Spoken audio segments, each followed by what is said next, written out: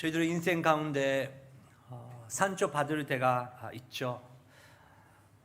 산조 받지 않은 사람은 어디 있습니까? 하지만 반대로 저희들은 기억해야 되는 것은 우리도 산조 받지만 우리 자신도 자기 자신 모르는 사이에 다른 사람들에게 산조를 주고 있을 때가 있다는 것입니다. 또 우리가 위로를 받을 때가 있습니다. 위로 없이, 은혜 없이 어떻게 살 수 있습니까? 사람을 통해서, 또 음악을 통해서, 책을 통해서 격려를 얻고 또 위로를 받을 때가 있습니다. 또 반대로 놀랍게도 주님께서 저희들 한 명 한 명을 쓰시면서 다른 사람들을 위로하시려고 하나님께서 오늘도 역사하고 계십니다.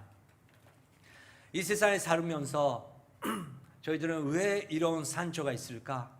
왜 다른 사람의 이야기 들으면서 왜 이런 고통이 이분에게 있을까?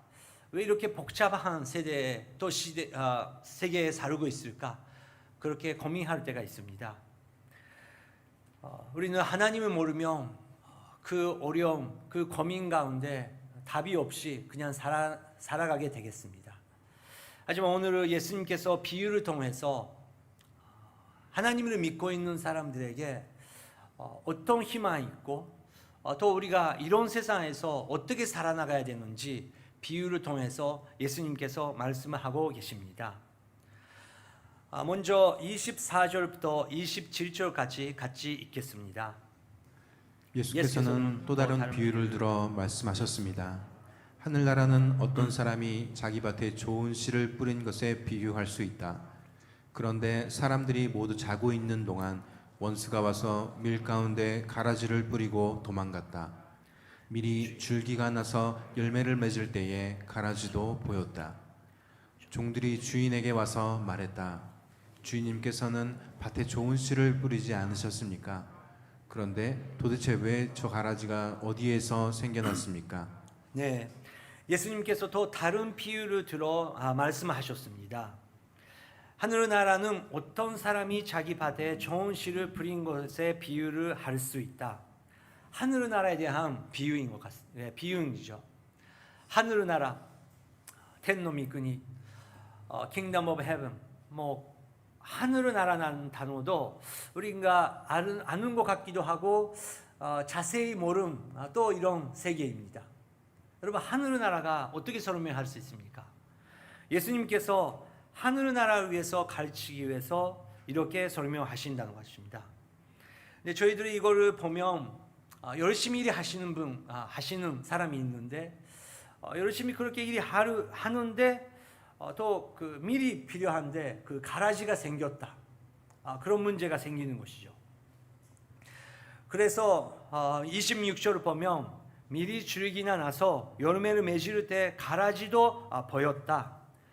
전들이 주인에게 와서 물어봤습니다. 주인님께서는 밭에 좋은 씨를 뿌리지 않으셨습니까? 저희들이 뿌린 것은 좋은 씨 아닙니까? 그런데 도대체 저 가라지가 어디에서 생겨났습니까? 어디에서 생겨났습니까? 네, 맞습니다. 어떻게 가라지 그 씨를 뿌린 사람이 있습니까? 저희들은 좋은 여름에를 기대하면서 좋은 주스를 기대하면서 좋은 씨를 뿌리는 것입니다. 그런데 실제는 왜 이런 일이 있을까? 도대체 가라지가 어디에서 생겨났습니까? 그런 질문이 나타나는 것입니다. 주인이 확실하게 대답합니다. 28절 그러자 주인이 대답했다. 원수가 한 짓이다. 종들이 물었다. 저희가 가서 가라지를 뽑아버릴까요? 네, 주인은 알고 있었습니다. 우리가 당연히 하는 것이 아니고 또 자연으로 그렇게 생기는 것도 아니고 원수가 있고 원수가 이 일을 한 짓이다.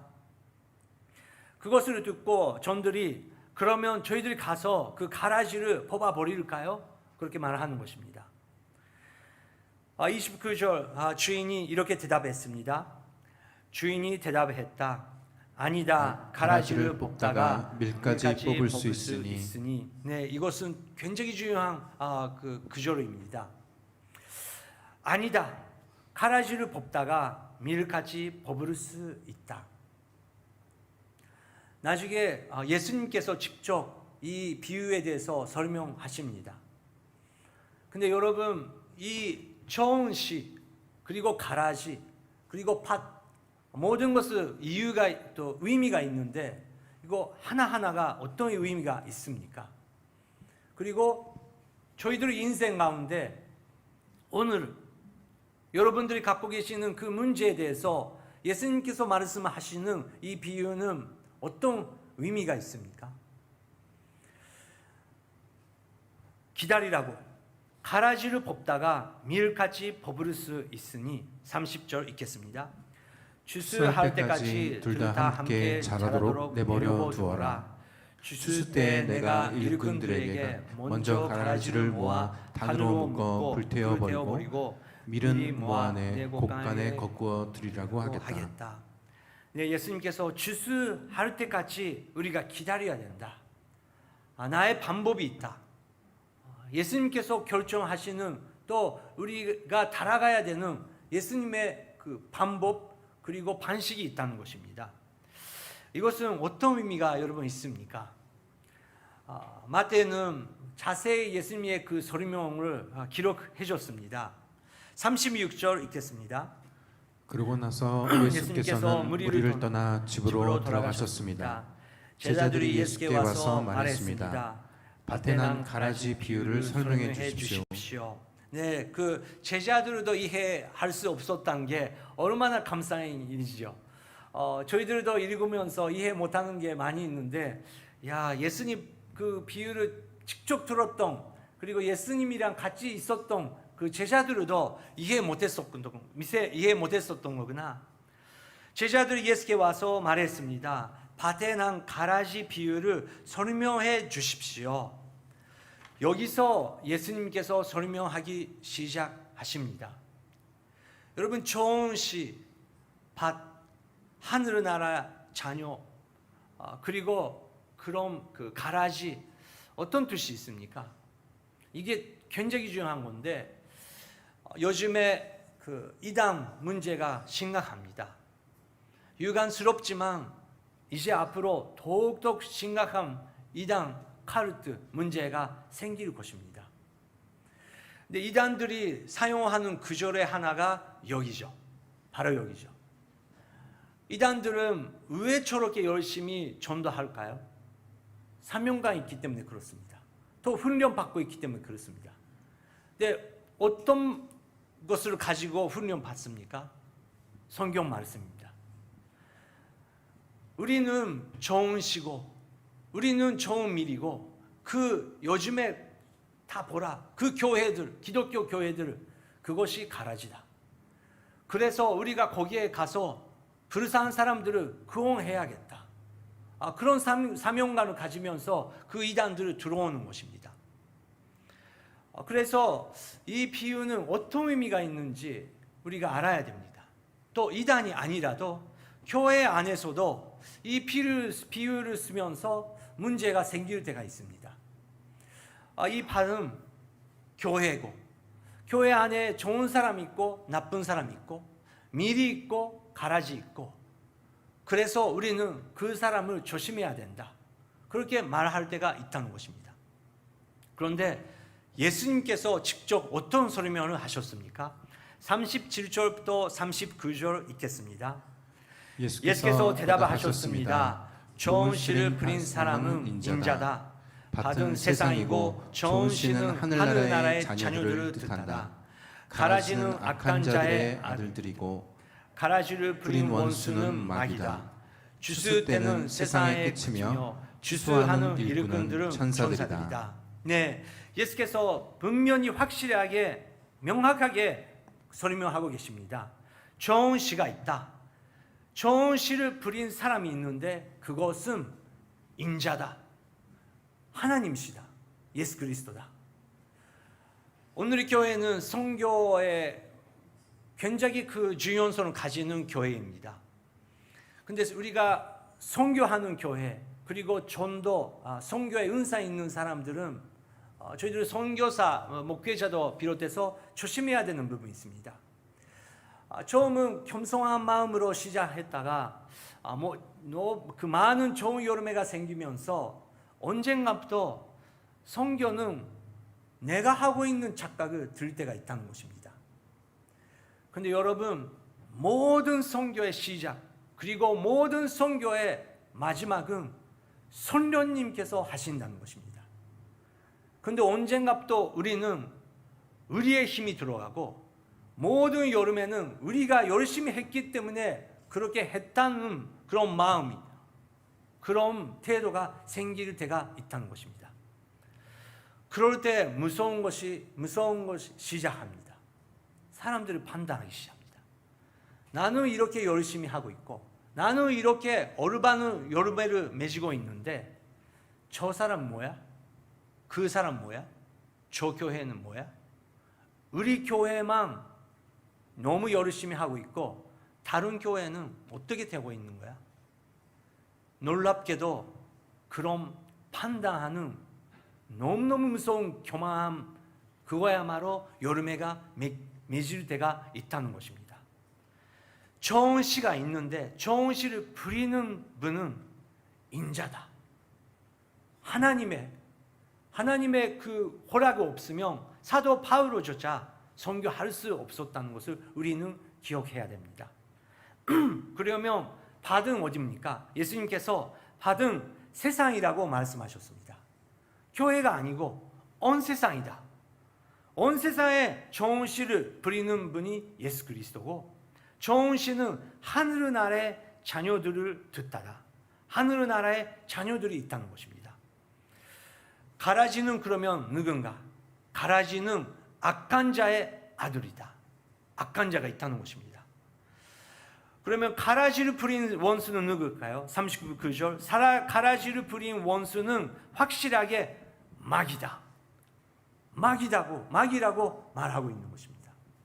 그래서 이 비유를 쓰면서 다른 사람을 판단하듯이 다른 교회를 판단한다는 것을 얼마나 무서운 일인지 모르겠습니다. 주스 때 세상에 그치며 주스하는 일꾼들은 누구죠? 천사라고 합니다. 40절부터 42절까지 읽겠습니다. 가라지가 뽑혀 불태워지듯이 세상의 끝에도 그렇게 될 것이다. 인자가 자기 천사들을 보내면 천사들은 죄를 짓게 하는 모든 것들과 악을 행하는 모든 사람들을 그 나라에서 가려내 활활 타오르는 불아분 뒤에 던져 넣을 것이다. 거기서 그들은 슬피 울며 이를 가를 것이다. 네, 이 40절부터 다시 한번 읽으시면서 여러분 가운데 이 비유는 정말 그 교회에 위해서 믿는 사람들을 위해서 제일 너무너무 중요한 것으로 예수님께서 알기 위해서 비유를 쓰시는 거구나, 그걸 아시는 분들이 계실 것입니다. 가라지가 뽑혀 불을 태워지듯이 세상의 그때도 그렇게 될 것이다. 우리는 세상이 끝나는 것을 알고 있습니다. 근데 몇 번 제가 말씀드렸듯이 세상의 그 정말 그 헤라어로 테로스라는 단어는 멸망, 파괴, 재빵, 그것이 아닙니다. 완성입니다. 하나님의 계획이 모든 것이 완성되는 때가 올 것이다. 우리는 거기에 향해 가고 있는 것입니다. 세상에 그때 그 하나님의 계획이 완성될 때 그런 일이 많이 있을 것인데 그렇게 예수님께서 가르쳐 주고 계시는 것입니다. 그때 인자가 자기 천사들을 보내며 천사들은 죄를 짓게 하는 모든 것들과 악을 행하는 모든 사람들을 그 나라, 하늘나라에서 가려낸다고 합니다. 여러분, 그런 일이 있을까요? 확실하게 있습니다. 어디에 서 있을까요? 지금 이 시대에 예수님께서 확실히 한 편지를 보내고 계시는데 그것은 요한계시록이죠. 요한계시록은 몇 개 교회에 보냈습니까? 7개 교회. 그 7개 교회, 우리 그 7개 교회 안에서 우리의 모습을 발견할 수 있다는 것입니다. 6번째 교회, 사르디스라는 교회가 있습니다. 사르디스 교회는 어떤 교회였을까요? 굉장히 분성하고 그 지역은 너무너무 부유하고 원수들도 들어올 수 없는 너무너무 좋은 땅에 있었고 그 자유, 분성함을 누리게 있었던 그 지역입니다.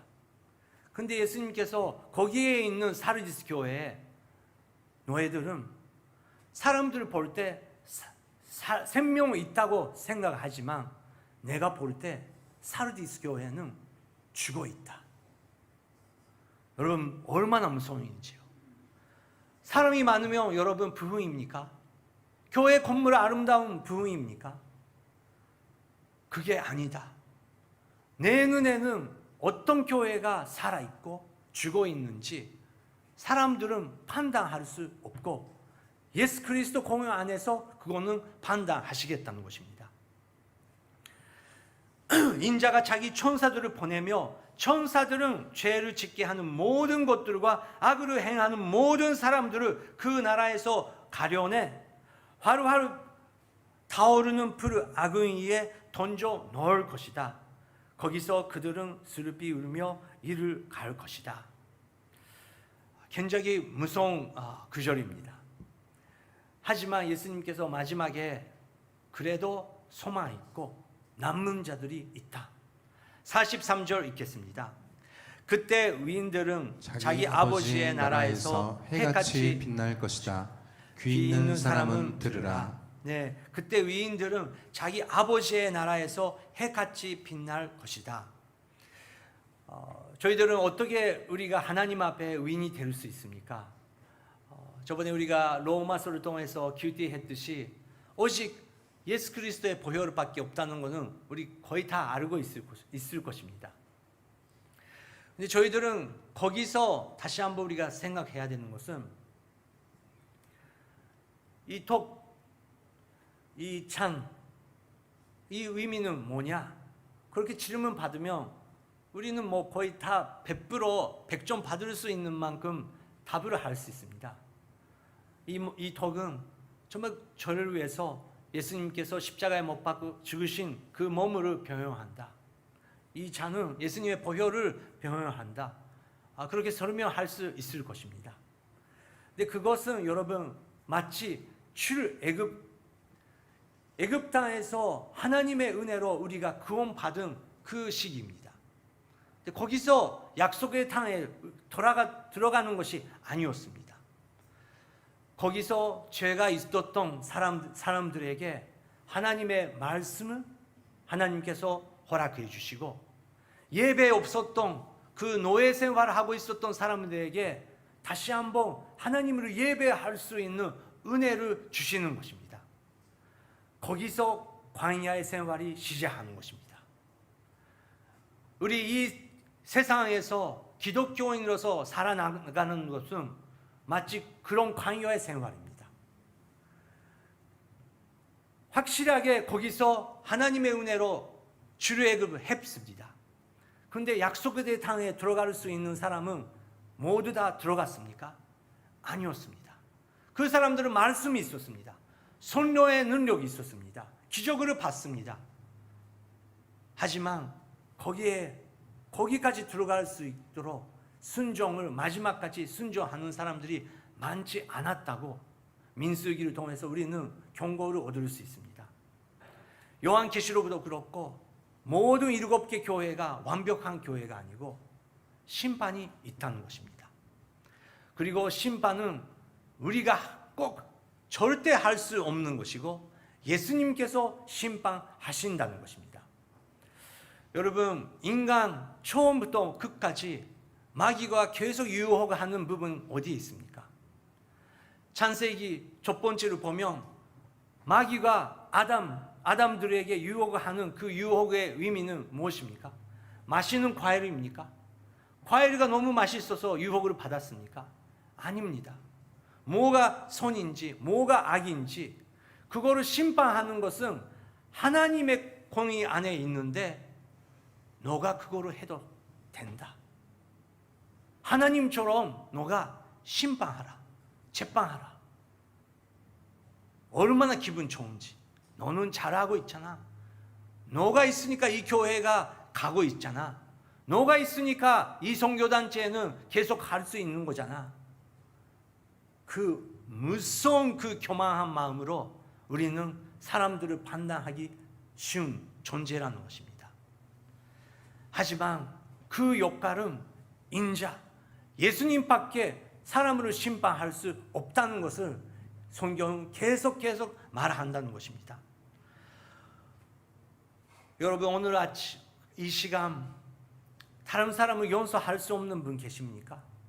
다른 사람을 했던 그 너무너무 그 악한 짓을 때문에 지금도 그 사람을 용서할 수 없고 왜 그 사람은 그런 걸 했을까? 그렇게 생각하는 분 계십니까? 오늘은 손장 예배를 통해서 그것을 다시 한번 예수님께 우리가 맡기기 바랍니다.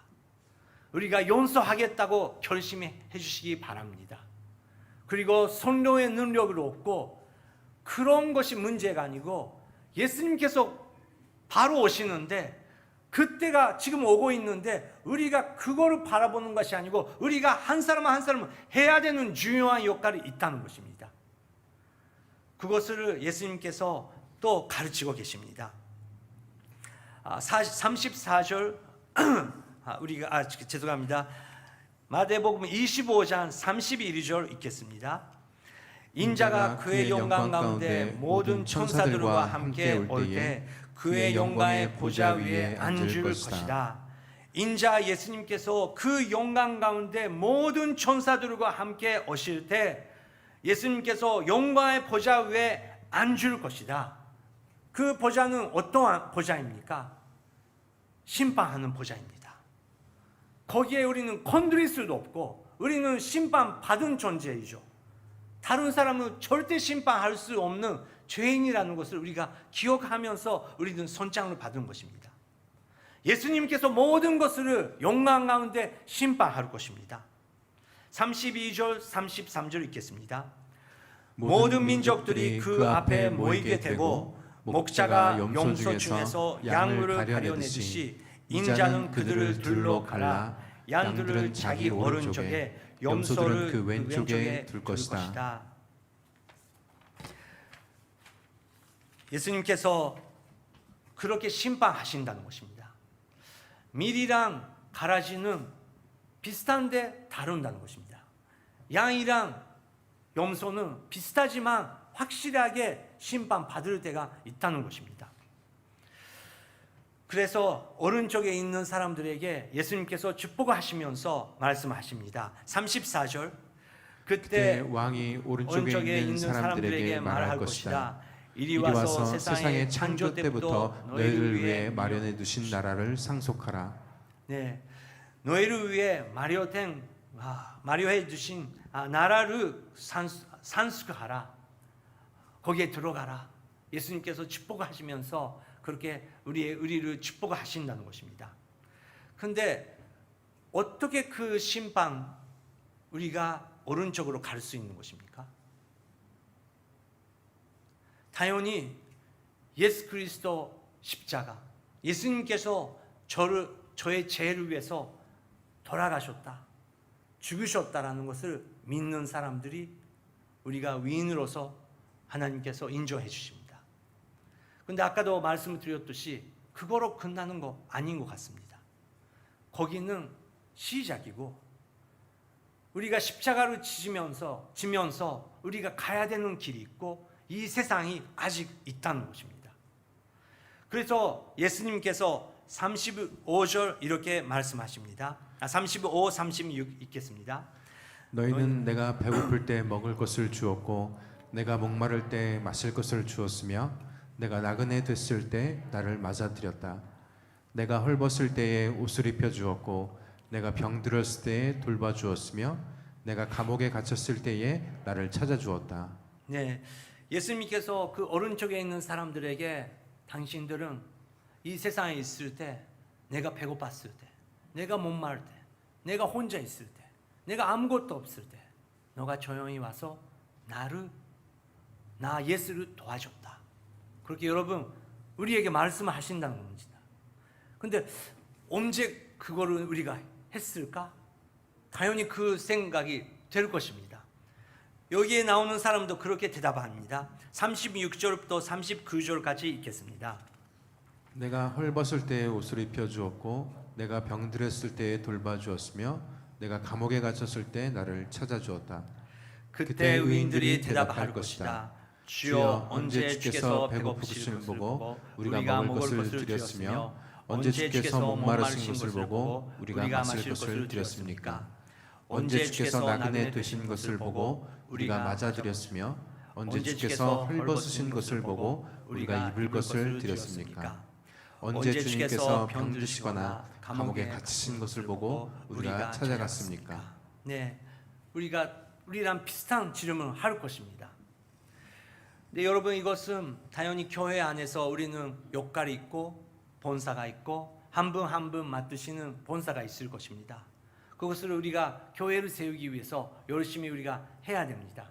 열심히 합시다. 좋은 마음으로 잊어버리지 않고 겸손한 마음으로 우리가 섬겨야 되는데, 우리가 갖고 있는 프로그램, 교회 안에 있는 그런 역할, 그 외에 또 다른 세계가 있는 것 같습니다. 다른 사람들이 안 보고 있을 때 우리가 교회에 가야 되는 그 길을 가고 있는 가운데 딱 만나는 사람, 사마리아의 그 이야기처럼 거기에 가야 되는데 바쁜데 그래도 딱 한 사람이 눈에 들어올 때가 있다는 것입니다. 그때 정말 예수 그리스도의 십자가 보혈의 의미를 가지면서 죄인으로서 정말 그 잘못된 사람이, 자격이 없는 사람이 오직 예수 그리스도의 은혜를 통해서 예수님이랑 다시 한번 동행해 갈 수 있는 그 길을 걷기 시작하는 사람들은 성령님의 음성을 확실하게 들기 시작합니다. 교회가 무대가 아닙니다. 당연히 교회 안에서도 해야 되는 일이 많이 있습니다. 하지만 교회 사람들은 칭찬도 못 받고 교회 사람들은 깨닫지도 못하고, 그래도 조용한 나의 인생 가운데 하나님께서 한 명 한 명 보내주실 것입니다.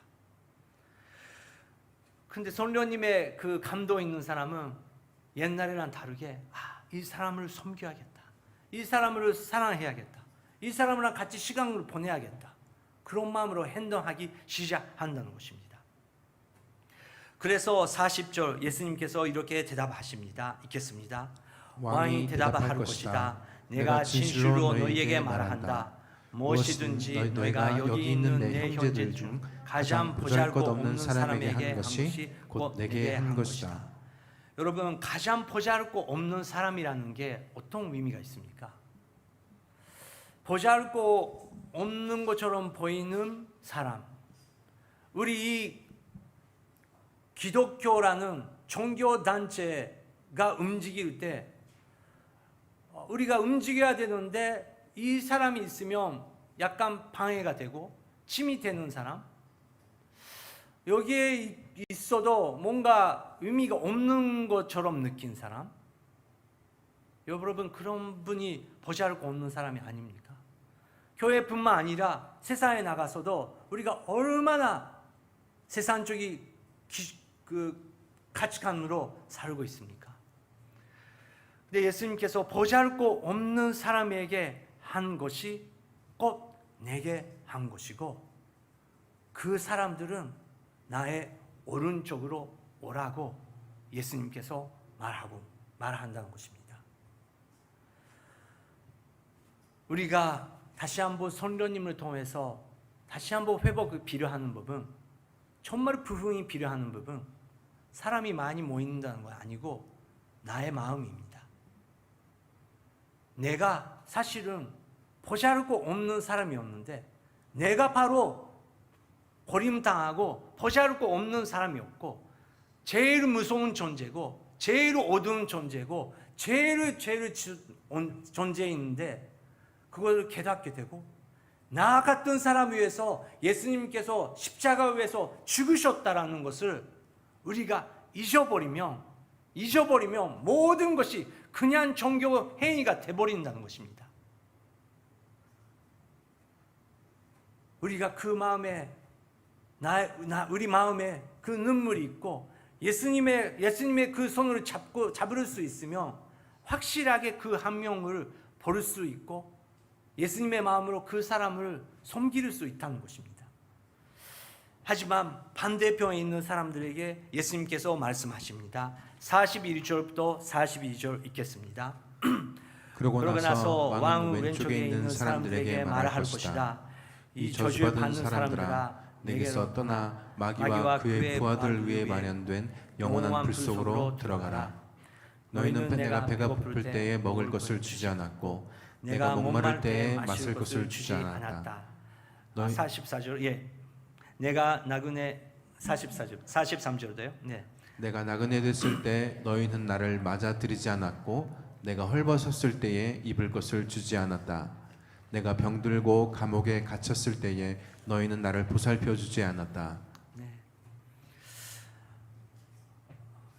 이렇게 말하면 예수님께서 말씀하시면 예수님, 저는 예수님 위해서 이렇게 했습니다.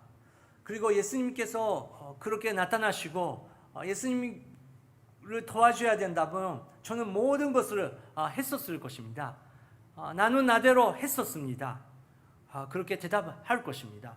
여기에 나오는 사람들도 그렇게 대답합니다. 44절 읽겠습니다. 그들 역시 대답할 것이다. 주여, 주께서 배고프시거나 목마르시거나 나그네 되시거나 헐벗으시거나 병드시거나 감옥에 갇히신 것을 언제 우리가 보고 돌보지 않았다는 말씀입니까? 네, 언제 우리가 보고 주님께서 보여주셨으면 저는 확실하게 그것을 했었습니다. 근데 예수님께서 대답하십니다. 45절, 왕이 대답을 할 것이다. 내가 진실로 너희에게 말한다. 무엇이든 너희가 여기 있는 사람들 중 가장 보잘것없는 사람에게 하지 않은 것이 곧 내게 하지 않은 것이다. 46절, 그러므로 그들은 영원한 벌에 의인들은 영원한 생명에 들어갈 것이다. 가장 보잘것없는 사람에게 하지 않은 것이 꼭 내게 하지 않은 것이다. 여러분, 이 시대 우리 그리스도의 교회가 정말 부흥이 필요합니다. 어디에 부흥입니까? 우리의 마음의 부흥입니다. 이 일본 땅에 살면서 여러분 얼마나 눈물의 기도를 흘리시겠습니까? 전에도 전도해도 열리지 않은 그 마음, 성경을 들여도 읽지 않는 그런 사람들 많이 만났을 것입니다. 하지만 우리가 생각하는 여름에랑 마지막에 심판 때 예수님께서 우리를 보면서 심판하는 그 심판의 그 레벨은 너무 다른 것 같습니다. 우리는 우리의 마음을 일반 통행으로 밀어나가는 것이 아니라 예수님의 마음을 가지면서 사람을 만날 때, 사람을 볼 때 그 안에 예수님을 볼 수 있는지 없는지, 그 예수님을 보면서 우리가 행동할 수 있는지 없는지 중요한다는 것입니다. 제가 인도 칼카타에 갔을 때 그 마더 테레사, 벌써 그때는 돌아가셨지만 그 시스타들이 일하고 계셨습니다. 저도 남아시아에 살았지만 제가 살았던 나라도 너무너무 가난했지만 그 인도 안에 그 인도 여행 가셨던 분 아시겠지만 델리 여러 군데가 있는데 칼카타 같은 너무너무 무섭고 너무너무 가난하고 두렵고 냄새가 나는 지역은 다른 지역은 없는 것 같습니다. 근데 거기서 계속 힌두 사람, 이슬람 사람에 섬기면서 그 시스타들이 일하고 있더라고요. 제가 물어봤습니다. 한 시스타에게 어떻게 이 일을 할 수 있습니까? 어떻게 계속해서 할 수 있습니까? 저는 창피하지만 저는 기독교의 그 선교사입니다. 그런데 지칠 때가 있고 또 마음대로 안 가고 계획대로 안 가고 너무 지칠 때가 많이 있습니다. 그 시스타가 우리가 마더에서 배웠던 것은 한 사람 한 사람 바라볼 때 이것은 나의 사역이 아니고 이 사람은 예수님이다. 앞에 예수님이 계시기 때문에 예수님께서 우리 발을 씻으셨던 것처럼 우리도 예수님께 섬기는 마음으로 하고 있기 때문에 지치지 않고, 또 만나면 더 기쁘고, 또 만나면 더 예수님께 섬길 수 있는 그 마음으로 우리가 섬기고 있다. 그 이야기를 들었습니다. 솔직히 저는 선교 훈련 대학을 졸업했지만 그 이야기는 처음 들었습니다. 저희들 그 선교 대학은 우리 전략, 우리 방법, 우리가 몇 개 세우고 몇 명 우리가 침례주고 우리 기독교를 얼마나 넓힐 수 있는지 그 전략이 너무 강했던 것 같습니다. 그래서 언젠가부터 뭔가 우리가 구원해야겠다는 위에서 밑에 있는 사람들을 보는 그런 교만한 마음이 생겼던 것 같습니다. 근데 다시 한번 저는 그 칼카타 여행 통해서 맞다. 이 구조처럼, 이 말씀 구조처럼 모든 선교는 선교님께서 하시는 것이고 모든 심판은 예수님께서 하실 것이고 이 세상을 보면서 예수님께서 벌써 좋은 시를 부려주시는데 우리가 해야 되는 것은 우리가 정말 예수님의 십자가를 경험했고 우리가 정말 그 손장을 마음을 기쁜 곳에서 받았다면 우리는 예수님께서 다시 오시는 날 그때까지 우리가 해야 되는 일이 얼마나 많은지요. 우리가 만나야 되고 섬겨야 되는 사람들이 얼마나 많았는지요. 그것을 깨닫게 되었습니다. 동교 오늘 그리스도 교회는 예수님께서 오실 그날까지 우리는 예배자로서 또 우리는 섬기는 자로서 또 우리는 예수 그리스도의 사랑을 언어를 통해서 또 행동을 통해서 섬김을 통해서 우리가 선교하는 교회가 되기를 우리가 기도하고 싶습니다. 잠깐 이 시간 우리가 함께 기도하고 싶습니다. 주님께서 십자가 위에서 승리하셨습니다. 우리의 소망은 부활하신 예수님 그 모습입니다. 그리고 꼭 예수님께서 금방 오시겠다고 말씀하셨습니다. 그래서 내가 올 때까지 하늘나라 아는 사람들은 이렇게 섬기라. 너희들은 가라지가 아니고 밀이다. 주술 때가 올 것이다. 그래서 전신 차리고 성령을 받고 한 사람을 섬기라. 지금 이 시간 잠깐 기도하고 싶습니다. 주님, 이 아름다운 가을 저희들은 아름다운 주스를 경험하고 싶습니다. 그냥 과일의 주스가 아니고 성령의 여름의 주스를 우리가 보고 싶습니다. 먼저 내 마음으로 열어주시옵소서. 내 눈으로 열어주시옵소서. 하나님께서 저에게 부어주시는 엄청난 은혜를 잊어버리고 사람들을 판단하고 은혜를 잊어버리는 그런 인생이 아니고 하나님의 엄청난 은혜를 계속 세우면서 앞에 있는 약한 자들을, 앞에 있는 어린 아이들을, 헤매고 있는 청년들, 나이 들어서 힘이 없어지는 우리 부모님들, 아름다운 자기 조국 나라 위해서 주님, 제가 무엇을 할 수 있습니까? 주님, 내 마음을 열어주시옵소서. 내 눈으로 열어주시옵소서. 주님, 부흥이 필요한 것은 먼저 나의 마음입니다. 나의 마음을 주님 용서하고 나의 마음에게 주님의 생명으로 허락하여 주시옵소서. 함께 가슴에 손을 놓고 기도하시겠습니다. 할렐루야. 하나님 주여 감사합니다.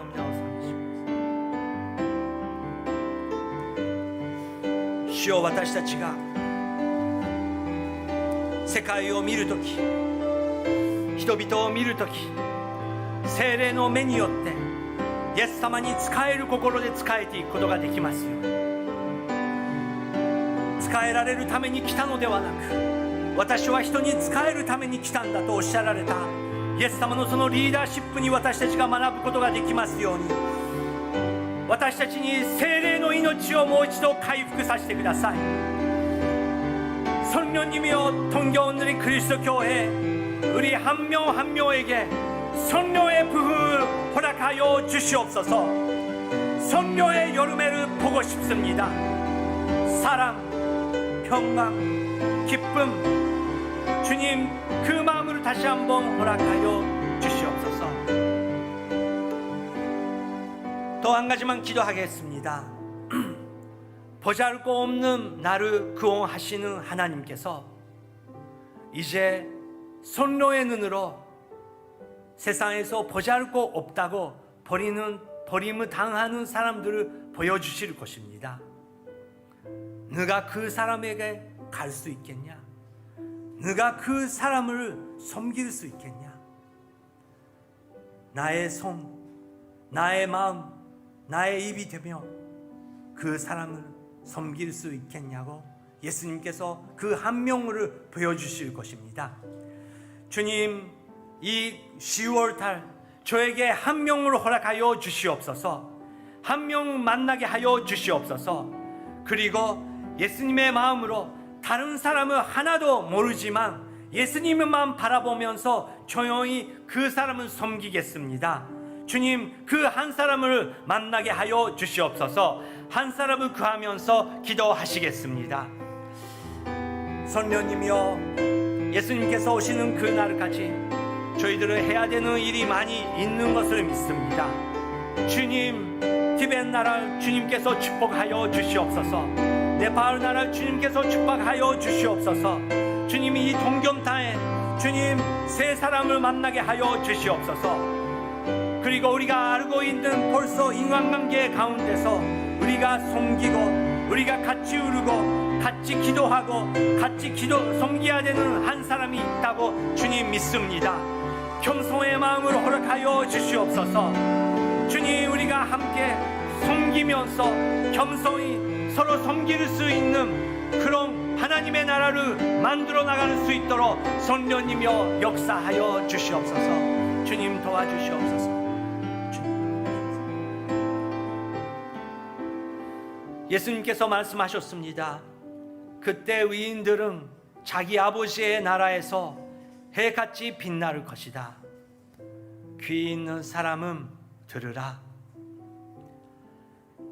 하나님 아버지, 오늘 손창 예배 우리가 참여할 수 있는 은혜를 다시 한번 감사드립니다. 여기서 끝나는 것이 아니고 여기서 시작입니다. 성령님이여, 여기서 우리가 일어나서 나갈 때 성령님이여 한 명 만나게 하여 주시옵소서. 예수님께 섬기는 마음으로 예수님이여 우리가 가겠습니다. 주님이여 인도하여 주시옵소서. 예수님의 이름으로 기도드립니다. 아멘.